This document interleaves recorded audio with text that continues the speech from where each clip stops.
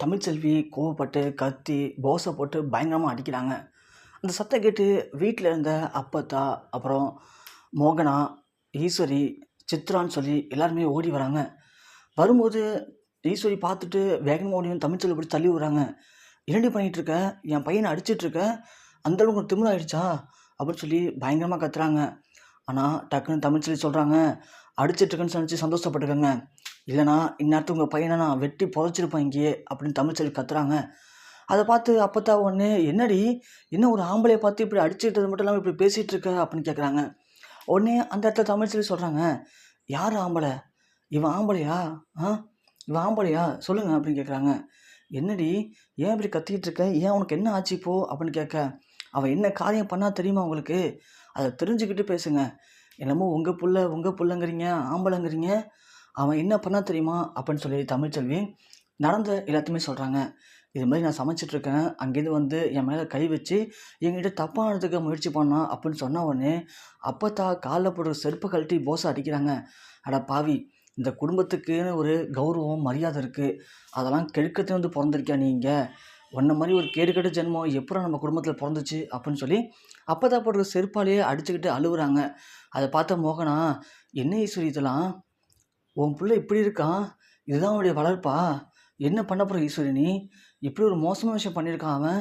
பார்த்துட்டு அமைதியா இருக்க நீ" அப்படின்னு சொல்லவும், ஈஸ்வரியால என்ன பேசுறதுன்னு தெரில. எல்லார் முன்னாடியும் இப்படி நம்மள அசிங்கப்படுத்திட்டானே போஸ் அப்படின்னு சொல்லிட்டு, டக்குன்னு ஓடி போய் அங்கேருந்து தொடப்பத்த எடுத்து வந்து, தொடப்பத்தாலேயே ஈஸ்வரியை அடிக்கிறாங்க. "என்ன காரியம்டா பண்ணியிருக்க நீனு? உனக்கு அசிங்கமா இல்லையா? ஏன்டா அப்படி பண்ண? உன்னை நினச்சு எனக்கு எவ்வளோ கேவலமா இருக்கு பாரு. எல்லார் முன்னாடியும் என்ன இப்படி அசிங்கப்படுத்திட்ட நீனு" அப்படின்னு சொல்லி போஸை போட்டு எல்லார் முன்னாடியும் அடிக்கணுமே அப்படிங்கிறதுக்காக அடிக்கிறாங்க.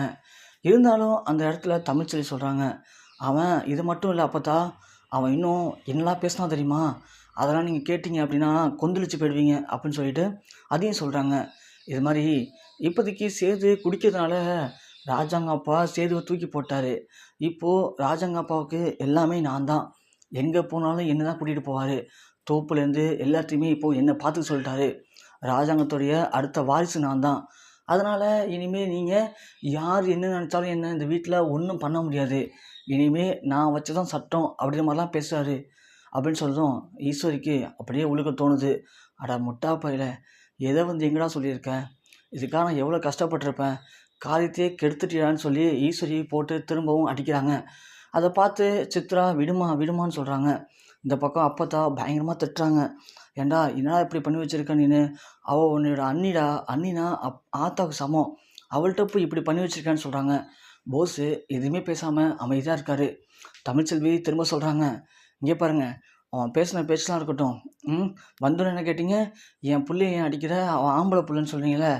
இப்போது இந்த ஆள் பேசினது, இங்கே நடந்தது மட்டும் என் மாமனார் ராஜாவுக்கு தெரிஞ்சுன்னு வச்சுங்களேன், அவன் கை வைக்க வந்த அந்த கையும் இருக்காது, அவனுக்கு உசுரும் இருக்காது பார்த்துக்கோங்க" அப்படின்னு சொல்ல, இங்கே இருக்க எல்லாருமே அப்படியே உறைஞ்சு போய் நிற்கிறாங்க.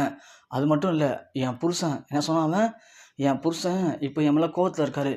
ஆமாம், என் புருஷன் என் மேலே கோவத்தில் தான் இருக்காரு. அதுக்காக இங்கே நடந்த விஷயம் மட்டும் இப்போது என் புருஷன் சேதுக்கு தெரிஞ்சுன்னு வச்சுங்களேன், அவன் உடம்புல தலையே இருக்காது பார்த்துக்குங்க அப்படின்னு சொல்லவும், ஈஸ்வரி உடனே ஓடி வந்து, "தமிழ் தமிழ், அப்போல்லாம் யார்ட்டையும் சொல்லிடாதம்மா.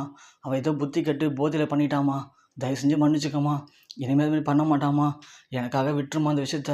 இதை போய் யார்ட்டையும் சொல்லிக்காதம்மா, வேணாம்மான்னு" சொல்லி ஈஸ்வரி தமிழ்ச்செல்விட்ட கெஞ்சுறாங்க. அதை பார்த்து அப்பத்தாவும், "தமிழ்ச்செல்வி விடுமா, இதோட விட்டுருத. இது மட்டும் அவளுக்கு தெரிஞ்சதுன்னா நல்லா இருக்கிற வீட்டில் பெரிய ஒரு போர்க்களமே ஆகிடுமா.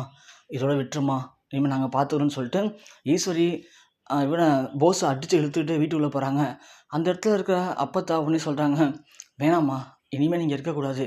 நீ வா, வீட்டுக்குள்ளே வந்து ஹாலில் படுத்துக்கோ வா" அப்படின்னு சொல்லி கூப்பிட்றாங்க. உடனே தமிழ்ச்செல்வி, "அதெல்லாம் வேணாம் பாட்டி, நான் இங்கேயே இருந்துக்கிறேன். எனக்கு எந்த சூழ்நிலை வந்தாலும் அதை எப்படி சரி செய்யணும் அப்படிங்கிறது தெரியும்.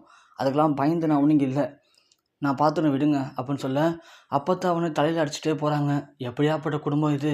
இப்படி ஆக்கிட்டாங்களே இவனுங்க" அப்படின்னு சொல்லிட்டு அப்பத்தா வீட்டுக்குள்ளே போகிறாங்க. அங்கே போனால் ஈஸ்வரி போஸ் அடிச்சு வீட்டுக்குள்ளே உட்கார வச்சோடனே சித்ரா சொல்கிறாங்க, "ஏம்மா தம்பி இப்படி இப்படி அடிக்கிற? அவன் விடு, அவன் ஏதோ பண்ணிட்டான், அதுக்காக இப்படி இப்படி அடிக்கிறதா?" அப்படின்னு கேட்க, ஈஸ்வரி ஒன்று, "அட போடி கூறுக்கட்டவளே, அவன் அப்படி பண்ணாதான் அடிக்கலடி. வெண்ணெய் திரண்ட நேரத்தில் பானையை உடைக்கிறான்டி அவன். இப்போ நமக்கு நல்ல நேரம் உச்சத்தில் இருக்குது. இந்த நேரத்தில் போய் என்ன பண்ணணுமோ அதை விட்டுட்டு இப்படி அவ பின்னாடி போயிட்டு தேவலாவில் பார்த்துட்டு இருக்கானடி. இப்போ தான் காலகாலமாக ராஜாங்கம் சேதுவை மட்டுமே நம்பியிருந்தார். ஆனால் இப்போது தமிழ்ச்செல்வி வேறு சேதுவை இப்போ வெறுத்து ஒதுக்கியிருக்காரு. இதுதான் நமக்கான நேரம். இந்த நேரத்தை அழகாக பயன்படுத்திக்கிட்டு இந்த போஸு போயிட்டு ராஜாங்கத்தோட ஒட்டிப்பான். இனி ராஜாங்கத்துடைய அடுத்த வாரிசு போஸு தான் அப்படிங்கிற பேர் கிடைக்கும். இந்த சொத்து எல்லாத்தையும் நம்ம ஆளலாம் அப்படின்னு சொல்லி நான் மனக்கோட்டை கட்டிகிட்டு இருக்கேன்டி. ஆனால் இவன் என்னடான்னா குடிச்சிட்டு அவள்கிட்ட போய் தப்பானதுக்கு போய் இப்போ பாரு எவ்வளோ பெரிய பிரச்சனை ஆயிடுச்சுன்னு சொல்லிட்டு இதை வேற இந்த அப்பத்தாவும் பார்த்துருச்சு, மோகனாவும் பார்த்துட்டா. இது எப்படி நம்ம சரி செய்ய போகிறோம்? நல்ல வேளை இந்த மலர் பார்க்கல. அவளும் பார்த்துருந்தா அப்படின்னா கண்டிப்பாக இந்த விஷயம் எல்லாம் தெரிஞ்சிருக்கும். அதுவும் இந்த விஷயம் ராஜாங்கத்துக்கோ சேதுக்கோ தெரிஞ்சுது அப்படின்னா இவன் உடம்புல தலை இருக்குமா, உயிர் இருக்குமா, நம்ம ஆசைப்பட்டதெல்லாம் நடந்திருக்குமா அப்படின்னு சொல்லி ஈஸ்வரி அழுகுறாங்க. போஸு எதுவுமே பேசாமல் அமைதியாக உட்காந்துருக்காரு. சித்ரா ஒன்று சரி விடுமா, அதான் யாருக்கும் தெரிலல, வீடு பார்த்துக்கலான்னு சொல்ல. என்னடி தெரியலன்னு சொல்கிற? இப்போ 2 பேர் தெரிஞ்சதில்ல எல்லாருக்கும். அவங்க 2 பேர் சொல்லிட்டாங்க, என்னடி பண்ணுறது? மா அதான் அவங்க சொல்ல மாட்டேன்னு சொல்லிட்டாங்களே. அவங்க சொல்கிறாந்தா இன்றைக்குள்ள சொன்னதான் உண்டு. இன்றைக்கி சொல்லலை அப்படின்னா அவங்க இனிமே என்றைக்குமே சொல்ல மாட்டாங்கம்மா. அதனால் பயப்படாத, விடுமா நீனா அப்படின்னு சொல்லிட்டு அவனை போஸை ஒன்று தம்பி நீ ரூமுக்கு போடா அப்படின்னு சொல்கிறாங்க. போஸு ஒன்று ஏஞ்சி தடுமாறிட்டு ரூமுக்கு போகிறாரு. அங்கே மலர் உட்காந்துருக்காங்க. வந்தவொடனே வந்துட்டிங்களா, இருங்க சொல்லியிருக்க வேண்டியதானே, நான் கீழே வந்திருப்பேன்ல, சாப்பாடு கீழே வரீங்களா போய் எடுத்து வருவான்னு கேட்க சாப்பாடு கொண்டு வேணான்னு சொல்கிறாரு. ஏங்க குடிச்சிருக்கீங்களான்னு கேட்குறாங்க. அதுக்கு எதுவும் போஸ் பேசாமல் இருக்கா, குடிச்சிருந்தா நைட்டு சாப்பிடாம தூங்கக்கூடாதுங்க, இருங்க நான் கீழே போய் சாப்பாடு எடுத்து வரேன்னு சொல்ல. போஸ் ஒன்று அதெல்லாம் தேவையில்ல, நீ கீழே பொண்ணு போக தேவையில்லை அப்படின்னு சொல்ல. ஏன்னா போஸ் நினைக்கிறாரு மலர் கீழே போனால் கண்டிப்பாங்க அப்பத்தாவும் மோகனாவும் இருப்பாங்க, அவங்க எப்படின்னு பேசிகிட்டு இருப்பாங்க, அந்த விஷயத்த மலர் காலை வாங்கிட்டா தேவையா பிரச்சனை ஆகிடும் அப்படின்னு சொல்லிட்டு இங்கே மலரை தடுத்து நிப்பாட்டுறாரு. மலருக்கு உடனே சந்தேகம் வருது. நான் ஏன் கீழே போகக்கூடாது? உங்கள் மூஞ்சே சரியில்லையே, உங்கள் பேச்சும் சரியில்லை, உங்களை பார்த்தா ஏதோ பிரச்சனை மாதிரி தருது அப்படின்னு சொல்ல. எனக்கு என்ன டெய்லியும் பிரச்சனை பண்ணதான் வேலையா? நான் சொன்னது மட்டும் சரி, நீங்கே இருன்னு சொல்கிறாங்க. ஏங்க இப்போ ஏன் நான் கீழே போகணும்னு தடுக்கிறீங்க? நான் கீழே போனால் என்ன ஆகும், எதாவது பிரச்சனையா அப்படின்னு கேட்க. உடனே போஸ் யோசிக்கிறாரு, ஐயோ இப்போ இவள்கிட்ட வாயை விட்டுட்டோம், கீழே போயிட்டா எல்லாமே முடிஞ்சு போயிடும், எப்படியாவது தடுத்து நிப்பாட்டுமேன்னு சொல்லிட்டு டக்குன்னு மலர்கிட்ட இல்லை நீ என் கூடயே இரு, அது போதும் எனக்கு அப்படின்னு சொல்ல. மலருக்கு ஒரு சந்தோஷமாக இருக்குது. என்றைக்குமே இல்லாமல் இன்றைக்கி போஸ் நம்மள்கிட்ட இப்படி பேசுகிறாருன்னு சொல்லிட்டு. இப்படியே கட் பண்ணால் அடுத்த நாள் பொழுது விடியுது. சேது கருப்புக்கிட்ட ரொம்பவுமே ஃபீல் பண்ணி பேசிகிட்டு இருக்காரு. இது தமிழ் ஓரமானு பார்த்துட்ருக்காங்க. அதில் சேது சொல்லிகிட்டு இருக்காரு, பாருமாம்மா அப்பா என்னெல்லாம் பண்ணுறான்னு சொல்லிட்டு, நான் பண்ண சரியாக பண்ணிட்டேன் தப்புன்னு சொல்லி அத்தனை வாட்டி மன்னிப்பு கேட்டேன், ஆனால் அப்பா என்னை மன்னிக்கிறதாவே இல்லை.